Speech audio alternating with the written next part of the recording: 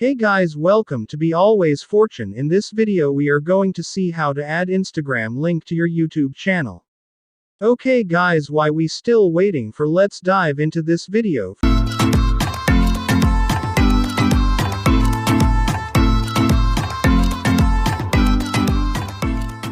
For this we gonna open YouTube.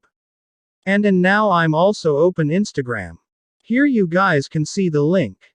I'm gonna to copy that. Then again go to YouTube. Then to YouTube Studio. Then click the customization. Then go to basic info.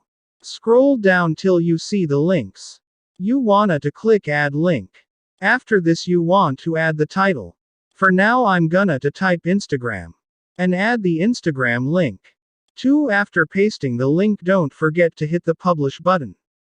After this process we almost done. To check whether it is working or not, go to your channel.